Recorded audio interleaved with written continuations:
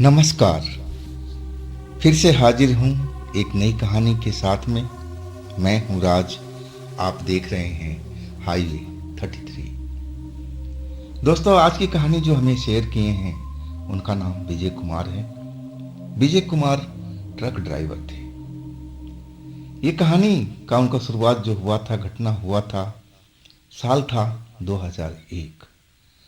विजय कुमार उत्तर प्रदेश के लखनऊ के रहने वाले हैं और उनका जो उस टाइम ड्राइवरी के काम कर रहे थे, अभी कुछ ज़्यादा दिन नहीं हुआ था, साल डेढ़ साल के आसपास ही हुआ था और वो एक छोटा ट्रक चला रहे थे। अभी उनको ट्रक ड्राइविंग का ज़्यादा अनुभव नहीं था और इसीलिए वो छोटे छोटे चक्कर लेते थे। मिलता भी था उनको ऐसा ही काम। अब छोटा ट्रक था, छोटा काम ही मिलता था। लंबी दूरी का तो उनको कोई ऐसा मिलता नहीं था और आसपास के एरिया में ही ज़्यादातर अपना वो ट्रक लेकर घूमते रहते थे। और एक रात आसमान में बादल जमे हुए थे, बिजली कड़क रही थी और वो अपना माल खाली करके अपने घर की तरफ लौट रहे थे। अभी जिस जगह पर थे वहाँ से करीब 2 घंटे का सफ़र बाकी था उनका गांव का, और रात का बज रहा था 11। और अचानक रेलवे लाइन आई। अब रेलवे लाइन पर फाटक बंद था। अब ट्रक उनको रोकना पड़ा। अब देखे कि आखिर इतनी देर से फाटक क्यों नहीं खुल रहा है, क्योंकि अभी जो ट्रेन आनी थी अभी तक गुजरी नहीं थी। सिग्नल हुआ पड़ा था, ट्रेन जाने का क्लियर सिग्नल था। इधर जो मौसम था बारिश, अब बूंदाबांदी शुरू हो चुकी थी, लेकिन अभी तक रेलवे के फाटक खुला नहीं था। अब उस रेलवे के फाटक पर जो विजय जी थे अकेले थे। अब रात ज़्यादा हो चुकी थी, कोई भी उस फाटक पर कोई व्यक्ति दिखाई नहीं दे रहा था, ना कोई गाड़ी थी ना कोई और चीज़। बिल्कुल उस जगह पर अकेले हुए अपना ट्रक में बैठे हुए थे। अब फाटक खोलने का इंतज़ार कर रहे थे और अचानक जो बारिश रिमझिम रिमझिम पड़ रही थी, एकाएक जोर पकड़ने लगे, बिजली चमकने लगी, बादल एकदम लग रहे थे कि टूट करके गिर जाएंगे। एकदम काले काले बादल हर तरफ लटके हुए दिखाई दे रहे थे, बिजली जोरदार चमक रही थी। अब उनको लगने लगा कि बस अब कैसे घर निकलेंगे, अभी 2 घंटे का सफ़र बाकी है। अब कुछ रास्ता जो था उनका घर की तरफ का वो कच्चा रास्ता था। अगर उस पर बारिश ज़्यादा पानी गिर गया तो रास्ता तो बंद हो जाएगा। और चाह रहे थे कि पानी भरने से पहले अब अपने घर पहुंच जाए, लेकिन अभी 2 घंटे का सफ़र था, नज़दीक तो था नहीं।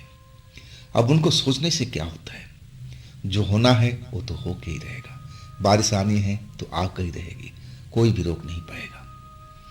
अपने इसी उधेड़ बुन में लगे हुए थे और उनका ध्यान रेलवे के फाटक की तरफ था कि कब ट्रेन गुजरे, कब फाटक खुले तो अपनी गाड़ी को, अपने ट्रक को आगे बढ़ाएं और अपने घर की तरफ चल पड़े। और तभी उनके जो खिड़की थी और वो खटखट होने लगी, जैसे कोई दस्तक दे रहा हो, आवाज़ दे रहा हो। अब बारिश तो एकदम तेज शुरुआत हो गई थी, बिजली एकदम चमक रही थी, आवाज़ आ रही थी बिजली की। और जब खटखट हुआ तो वो खिड़की की तरफ देखे, शीशा तो उन्होंने बंद कर रखा था क्योंकि बारिश के बूंदे अब ट्रक के अंदर भी आ रही थी।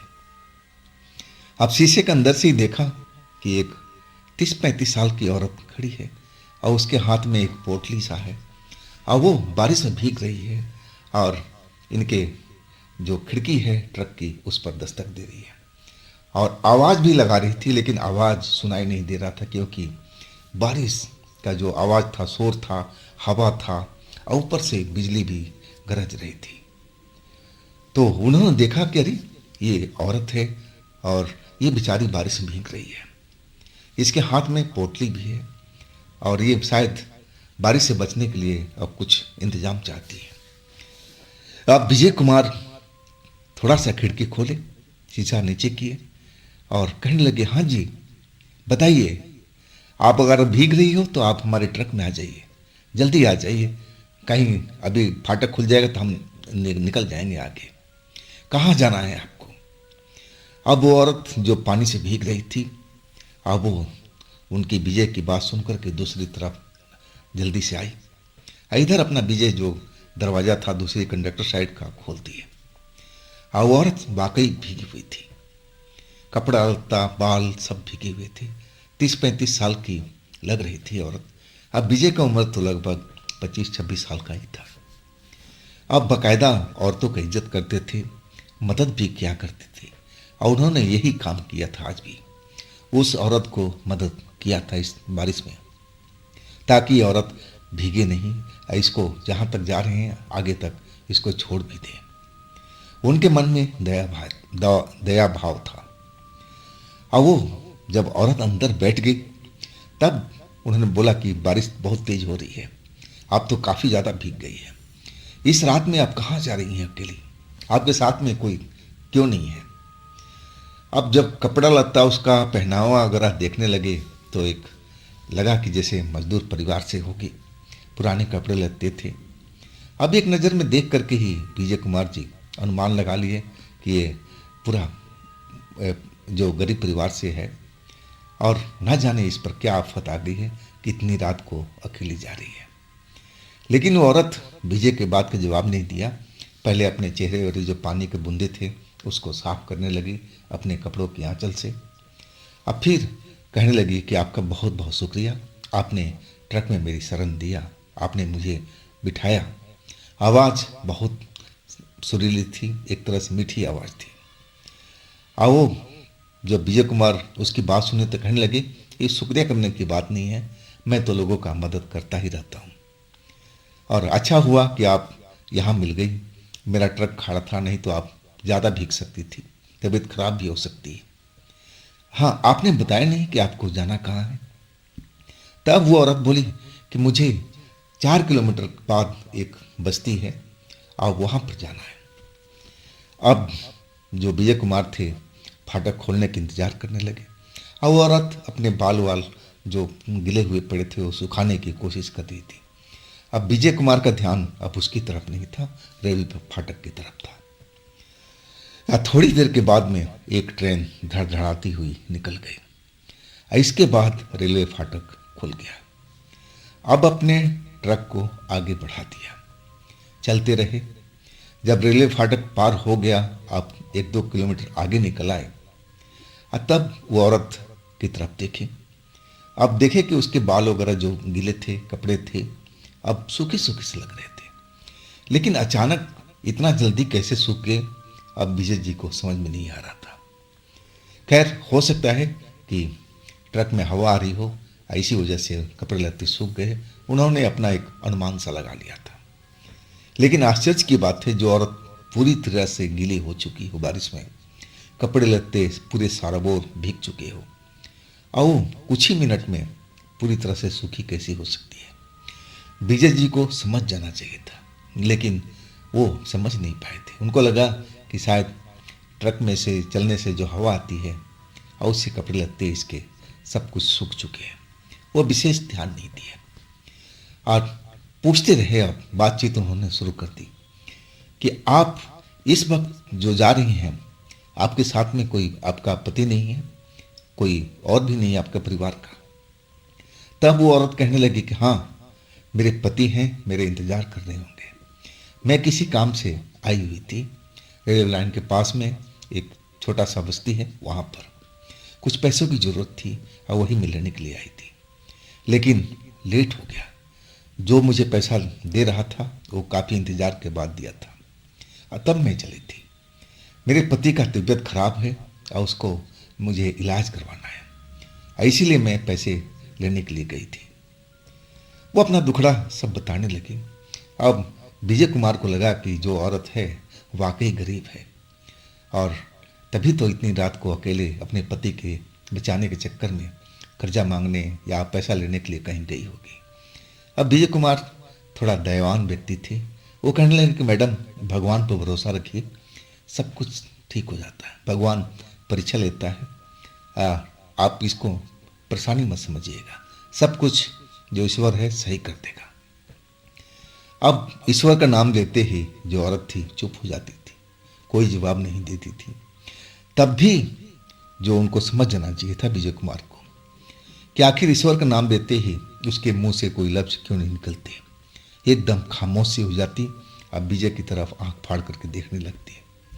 लेकिन विजय जी का इतना अनुभव नहीं था इस रोड के बारे में, ट्रक लाइन के बारे में, कि रोड पर रात के टाइम में कुछ अनजानी शक्ति भी घूमती है। वो लोगों को भ्रमित करती हैं, धोखा देने की कोशिश करती हैं, उनको जाल में फंसाने की कोशिश करती हैं ताकि उनको सताया जाए, उनसे जो बदला लिया जाए, जो उनका खून पिया जाए। इस तरह का कई काम वो करवा सकती थी।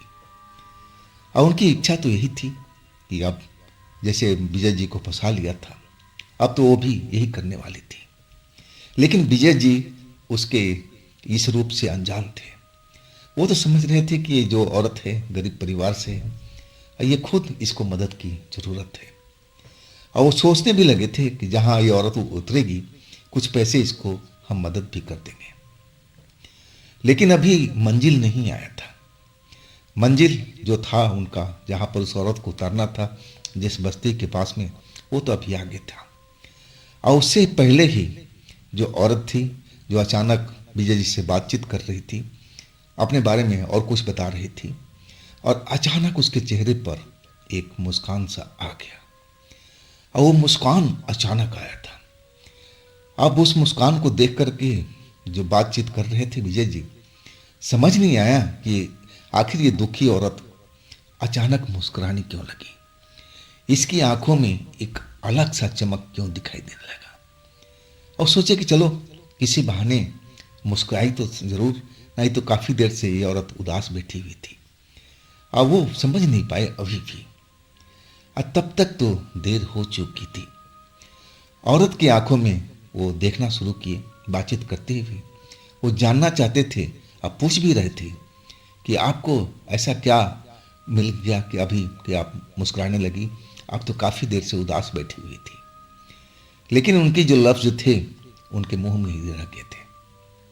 और उसकी आंखों में देखते हुए ऐसा लगने लगा कि जैसे अपने आप को भूलते जा रहे हो। उस औरत के आंखों में ना जाने कैसा जादू था कि उसकी आंखों में खो चुके थे और अपने आप को एकदम भूलने से लगे थे। अब जो औरत जो थी, अब सारा कंट्रोल जो विजय कुमार का था उसके हाथों में आ गया था। और वो अब हंसने लगी थी, मुस्कुराने लगी थी। मुस्कुरा तो पहले भी रही थी थोड़ी देर पहले, लेकिन अब तेज तेज हंसने लगी।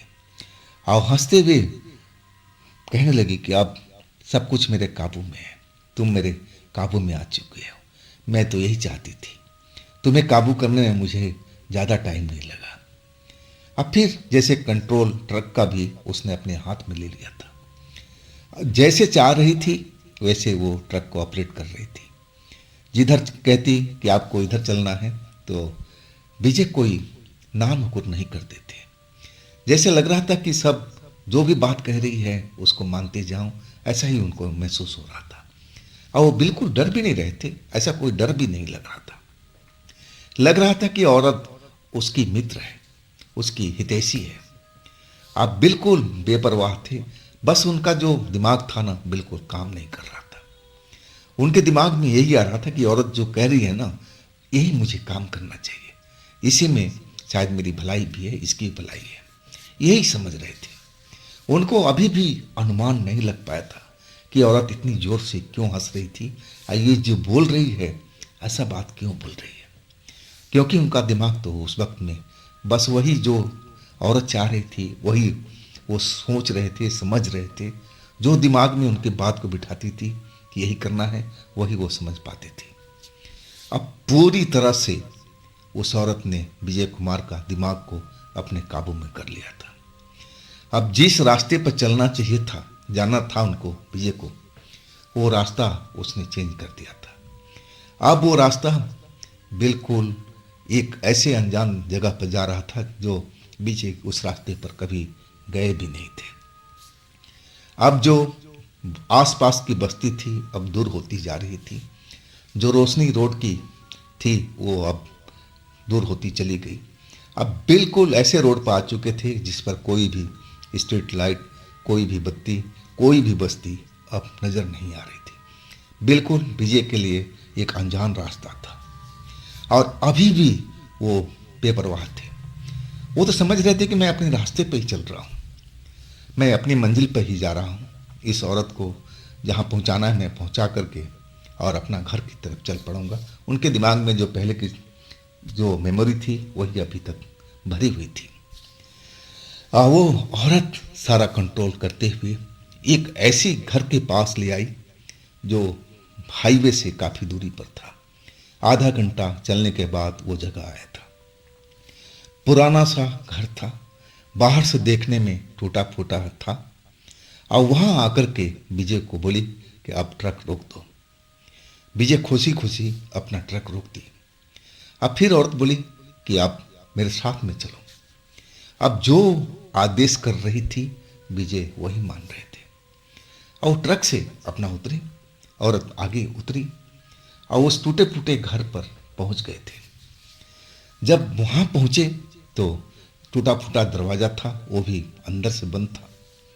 अब औरत आवाज लगाने लगी, जोर से आवाज लगाने लगी कि शिकार मिल चुका है, अब दरवाजा खोल दो। अब फिर कदमों की आवाज आने लगी और फिर दरवाजा खुला।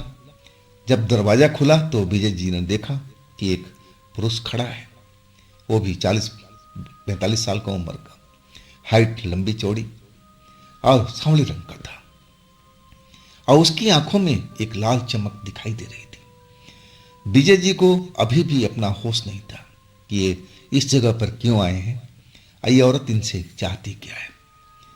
अब जब उस युवक ने विजय जी को देखा तो नीचे से पैर से लेकर के सर तक निहारता रहा।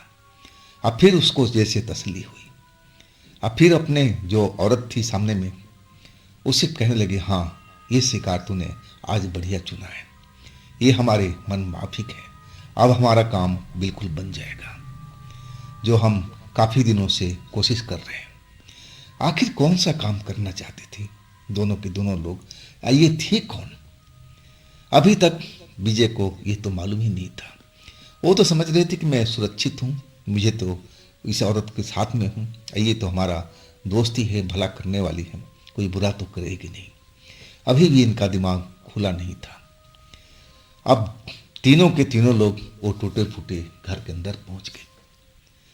अंदर अंधेरा था, लेकिन जैसे ही औरत आगे चलने पड़ी अब एक रोशनी सी नजर आने लगी। अब रोशनी दिखाई देने लगी। रोशनी कहाँ से आ रही है, किस चीज़ से वो रोशनी पैदा हो रही है, उसका सोर्स का कुछ पता नहीं। अब आगे आगे वो पुरुष, बीच में विजय कुमार और सबसे पीछे वो औरत, तीनों चलते चलते अब एक घर में पहुंच चुके थे। बड़ा सा आंगन था, उसमें 3 कमरे बने हुए थे और 2 कमरा तो जैसे टूटा फूटा दरवाज़ा था वो भी बंद ही था और एक कमरा जो बड़ा था वो खुला हुआ था और उसमें एक बड़ा सा तख्त लगा हुआ था। उस कमरे में पीली रोशनी जैसे जल रही हो, भरपूर रोशनी, हर एक चीज नजर आ रहा था। और वहां पर एक लड़की का पूरा शरीर, जवान लड़की का शरीर उस तख्त पर रखा हुआ है, आंखें बंद है, जैसे लग रहा है कि लड़की नींद में, गहरी नींद में सोई हुई हो और वो आवाज दो तो उठ जाएगी। लेकिन वो एक तरह की मरी हुई लाश थी, जिंदा नहीं थी। देखने में ऐसा लग रहा था। अब जो वो पुरुष था और वो औरत शायद इसी काम के लिए विजय कुमार को लेके आए थे। अब क्या काम था इस लड़की से, अब तो आगे पता चलने वाला था।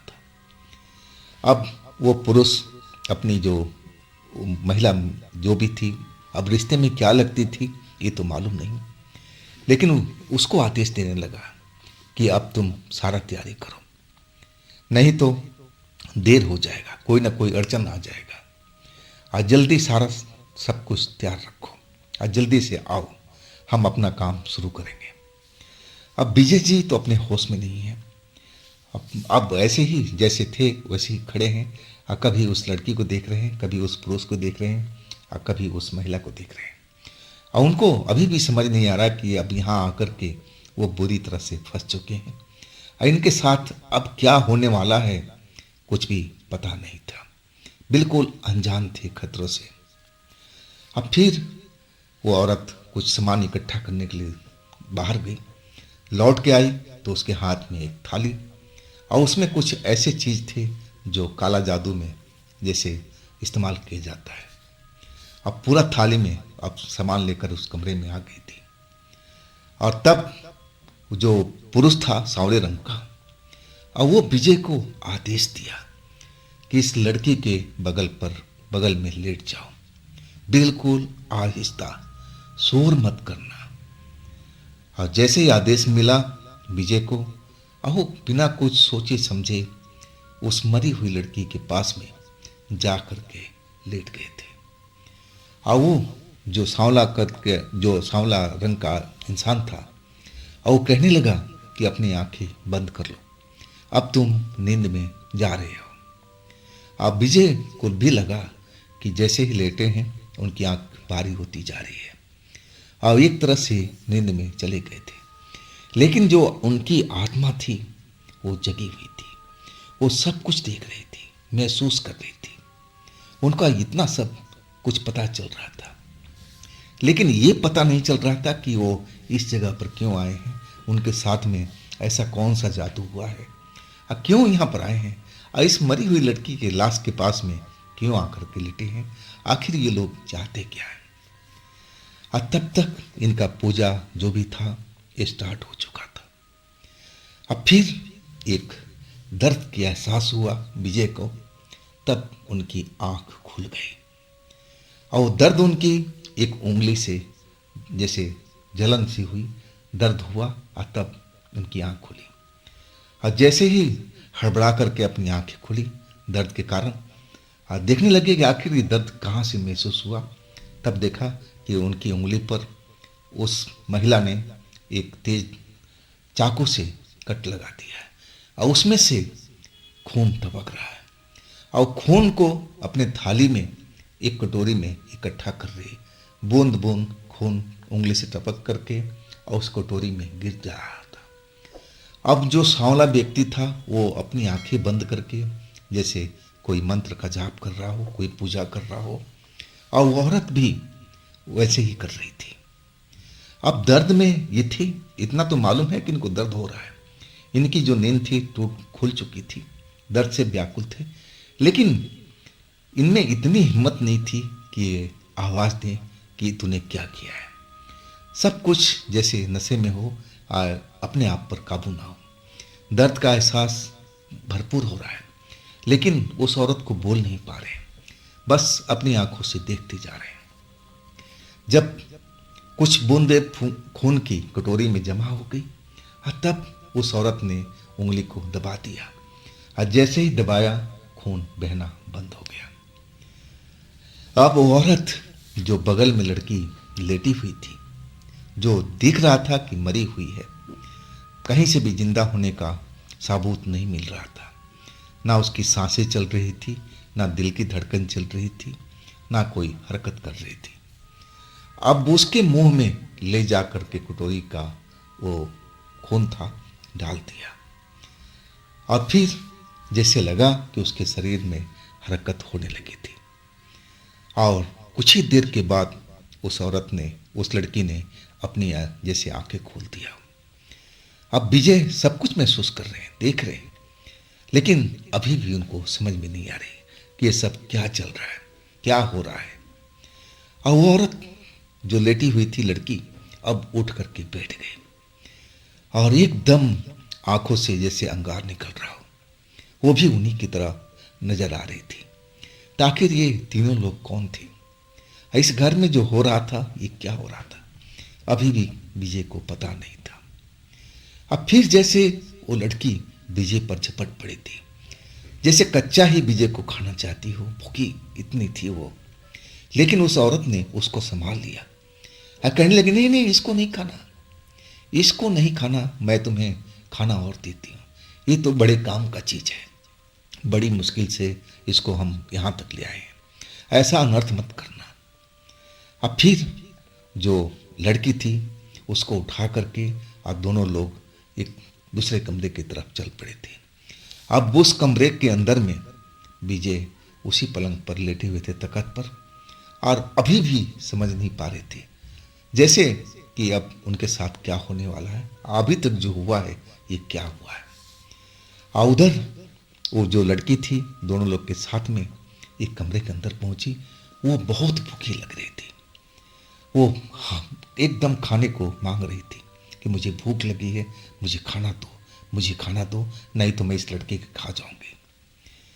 अब उसका खाना का इंतजाम पहले से रखा हुआ था, जानवर का मांस वहाँ पर काट पीट कर रखा हुआ, और उस औरत और उस युवक ने वो उसको खाना दे दिया, मांस जो रखा हुआ था दे दिया, और वो किसी जानवर की तरह उस मांस को नोच नोच करके खाने लगी।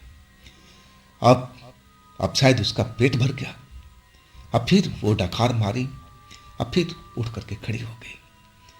अब उसको हाथ पकड़ लिए दोनों लोग कि तू कहाँ जा रही है, अभी तू इतनी ताकतवर नहीं हुई है, तुझे अभी आराम की ज़रूरत है, अभी तुरंत जिंदा हुई है, तेरी आत्मा अभी लौटी है, अभी तू कहीं बाहर नहीं जा सकती, तुझे यहीं रहना पड़ेगा, कुछ दिनों तक तेरा यहीं पर बिस्तर रहेगा, तेरा घर बार भी यही रहेगा, और ये युवक अभी भी यहीं पर रहेगा, इसकी तेरी खून की अभी ज़रूरत है, अभी 7 दिन तक तुझे इसी घर में आराम करना पड़ेगा, और 7 दिन इस युवक का खून तुझे हम पिलाएंगे, और तब तेरे में वो पावर आएगा जो हम लोगों में है। अब वहाँ से जो लोग थे उस लड़की को रोक लिए। अब फिर वो उसी घर में एक बिस्तर था, और फिर उस लड़की को जबरदस्ती सुला दिए, अब वो गहरी नींद में चली गई। और इधर जो विजय थे कमरे में अकेले पड़े हुए थे बिस्तर पर, आंखें खुली हुई थी, हर चीज़ देख रहे थे, लेकिन महसूस नहीं कर पा रहे थे कि अपना ट्रक ड्राइवरी का काम छोड़ करके इस घर में ये क्या कर रहे हैं। इनको तो अब तक अपने घर पहुंच जाना चाहिए, लेकिन कुछ भी इनको याद नहीं, ये अपने होश में थे ही नहीं। और अचानक जैसे बिजली जोर जोर से गरजने लगी, ऐसा लगा कि अब सारा बिजली इसी घर के ऊपर में गिर रही हो। और तभी लगा कि बाहर में शोर हो रहा है, कुछ लोग जोर जोर से आवाज लगा रहे थे, दरवाजा खोल, दरवाजा खोल, तू जो लोग कर रहे हो ठीक नहीं है, मैं ऐसा काम होने नहीं दूंगा। जोर जोर से विजय की आवाज कानों में आ रही थी। ना जाने कौन लोग थे जो उस घर के दरवाजे पर खड़े होकर के शोर मचा रहे थे। अब जैसे ही वो आवाज आने लगी, अब जो वो एक तरह से स्त्री थी और वो पुरुष थे, अब एकदम घबरा से गए थे, इधर उधर भागते फिर रहे थे, और उस लड़की को जो उस घर में जो सुलाए हुए थे उसको छिपाने की कोशिश कर रहे थे, और वो एकदम डरे हुए दिखाई दे रहे थे। और तभी वो विजय के पास में आए, और जैसे ही उनकी आंखों पर हाथ फिरा और कहने लगे कि तुम्हें इस घर से जाना पड़ेगा, इमीडिएट तुम बाहर निकल जाओ, नहीं तो ये लोग तुम्हें तलाश करते हुए इस घर के अंदर आ जाएंगे और फिर हम सभी को मार डालेंगे, ये बहुत बुरे लोग हैं, तुम यहाँ से जल्दी से निकल जाओ, अपनी जान बचाओ। अब जैसे ही हाथ फिरा, विजय को जैसे होश आ गया, आइए अपने आप को देख रहे कि मैं कहाँ पर हूँ, ये सब जो अभी तक चल रहा था कोई भयानक सपना तो नहीं था, जो कुछ अभी तक हुआ ये सब क्या था। अपने माथा पकड़ करके बैठे हुए और सोच में डूबे हुए कि भाई ये सब मैं जो महसूस किया सब कुछ अपना ट्रक लेकर के, मैं तो अच्छा भला रेलवे लाइन पर खड़ा था, फाटक खोलने का इंतजार कर रहा था, ये औरत आ गई, तभी से ये मेरा हाल हुआ पड़ा है। कौन थी है ये औरत, ये सब जब अभी तक जो हुआ ये क्या है। दिमाग में सब उनको याद था। अब वो अपना माथा पकड़े बैठे और औरत कह रही है कि तुम निकलो जल्दी यहाँ से, नहीं तो वो अंदर लोग दरवाजा तोड़ कर आ जाएंगे और हम में से कोई नहीं बचेगा, तुम निकल जाओगे ना तो सब शांत हो जाएगा, तुम भाग जाओ यहाँ से, नहीं तो तुम्हारा जान भी चली जाएगी। अब विजय एकदम अब डर गए थे कि आखिर ये सब हो क्या रहा है, कौन है ये लोग, मैं यहाँ कैसे पहुंच गया, मुझे तो यहाँ आना ही नहीं चाहिए था। अब फिर वो एकदम डरे हुए अब उस तख्त से उठे, अब फिर भागे। दरवाजा जो टूटा फूटा था वहां पर शोर हो रहा था, जैसे लग रहा था कि बाहर कोई शोर कर रहा। दो लोग दरवाजा पर दस्तक भी दे रहे थे, दरवाजा खोलो नहीं तो हम तोड़ देंगे तोड़ देंगे। आप विजय ही जाकर के दरवाजा खोले। जैसे ही दरवाजा खुले तो देख रहे हैं कि दो साधु अघोरी जैसे वहां पर खड़े हैं, काले कपड़ों में और कई तरह का माला अपने गलों में डाले हुए हैं, बाल बिखरे हुए हैं। उनकी भी आंखें लग रही है कि एकदम नशे में हैं, लाल लाल दिखाई दे रही है। और विजय को देखते हुए कहने लगे, बेवकूफ, तू उनकी झांसे में आ गया, तेरी जान चली जाती, तू मर जाता यहीं पर, तू इस घर से कभी बाहर नहीं निकल पाता, क्यों उस औरत के चंगुल में फंस गया?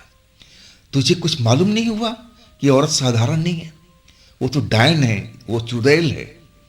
तू अब तक तो तेरा काम भी खत्म हो जाता, हम तो वक्त पर पहुंच गए, अब तू चल यहां से निकल, हम इसको छोड़ने वाला नहीं है। अब फिर वो अंदर कमरे में चले गए। अब विजय जो थे बाहर दरवाजे के बाहर आ गए थे, सामने उनका ट्रक खड़ा था। अब वो ट्रक के पास जाकर के अब पीछे मुड़कर देखने लगे। उस टूटे फूटे घर में अब बहुत शोर सुनाई पड़ रहा था, जैसे लग रहा था कि अंदर में बहुत तेज लड़ाई झगड़ा चल रहा हो, रोने पीटने की आवाज़ आ रही हो, और एकदम ये आवाज़ बढ़ता हो जा रहा था। अब फिर लगा कि जैसे बहुत सारे गीदड़, जंगली जानवर उस घर में शोर करने लगे हो। ऐसी आवाज़ सुनकर के वो खुद डर गए थे। वो अब उस जगह पर रुकना नहीं चाहते थे। अपना ट्रक स्टार्ट किया और तेजी से अपना ट्रक को अब मोड़ लिए थे। अब पीछे मुड़ करके देखते जा रहे थे कि आखिर इस घर में सब क्या चल रहा है। ये मेरे साथ जो हुआ कोई भयानक सपना तो नहीं है, लेकिन ये सपना कैसे हो सकता है? ये तो अघोरी साधु आकर के इनकी जान बचाए थे, और नहीं तो ये वाकई जो कह रहे थे सही बात है, वो इस घर से कभी जिंदा नहीं निकल सकते थे। आखिर इस घर में और वो दोनों लोग कौन थे? वो मरी हुई जो लड़की थी वो कौन थी जो उनका खून पी करके जिंदा हो गई थी? और हो सकता है कि हफ्ता दिन उसी का खून पी करके और ताकतवर हो जाती और विजय कुमार की मौत हो जाती। ऐसा अपने मन में सोच करके वो बुरी तरह से कांप गए थे। कांपते हाथों से स्टीयरिंग संभाले वो हाईवे पर आए, और हाईवे पर आकर लगा कि अब वो सुरक्षित पहुंच गए, अब रोशनी नजर आ रही है। अब फिर वो रुके नहीं, सीधा अपना घर की तरफ लौट पड़े थे। घर में पहुंच गए, और तब घर में जैसे ही पहुंचे, रात तो चलो अच्छी तरह से कट गई। डर का माहौल जरूर था, घर में सभी को बता दिए कि ऐसे उनके साथ में हुआ था। घर वालों को भी पता लग गया था कि जो विजय जिसके जाल में फंसे हैं वो इंसान नहीं हो सकता, वो जरूर कोई काली शक्ति हो सकती है, और शायद उसी लड़की को जिंदा करने के लिए विजय की खून की जरूरत थी। इसीलिए औरत अब अपने जाल में फंसा करके विजय को ले गई थी। लेकिन सुबह होते ही विजय की तबीयत बिगड़ने लगी थी, खराब हो गई थी। उल्टी दस्त, शरीर में बुखार। अब हॉस्पिटल में पहुंचाया गया, इलाज होने लगा, और 3-4 दिन तक हॉस्पिटल में ही पड़े रहे थे। अब जब मामला कुछ सही हुआ तब जाकर के घर लौटे थे। अब फिर घर वालों को लगने लगा कि इतनी बड़ी घटना से लौट के आए हैं, अब किसी तांत्रिक ओझा, किसी मंदिर के पास जरूर ले जाना चाहिए। हो सकता है कि कुछ काली शक्ति विजय के शरीर पर हो, इसीलिए इनका तबीयत बिगड़ रहा है। ये जो घर वालों ने सोचा था बिल्कुल सही सोचा था, उनमें कुछ काली शक्ति का असर रह गया था। और आखिरकार पूजा पाठ जब हुआ तांत्रिकों द्वारा, तब जाकर के वो काली शक्ति निकली थी, और तब जाके पूरी तरह से सेहतमंद हुए थे विजय जी। उस घटना को याद करके वो आज भी कांप जाते हैं। इसके बाद वो ट्रक ड्राइवरी का लाइन ही छोड़ दिया था। वो उनकी हिम्मत नहीं थी कि ट्रक ड्राइवरी कर पाए, उनके पोते का ये काम भी नहीं था। उस घटना से इतना डर चुके थे। तो दोस्तों, ये थी आज की कहानी। ये कहानी आपको कैसी लगी आप ज़रूर मुझे कमेंट करके बताइएगा। और दोस्तों ये चैनल भी आप ही का है, तो इसको भी अपना प्यार दीजिए, लाइक कीजिए, सब्सक्राइब कीजिए, शेयर कीजिए। और फिर हम मिलते हैं कल एक नई घटना, एक नई कहानी में। आप लोग अपना ख्याल रखिएगा। नमस्कार।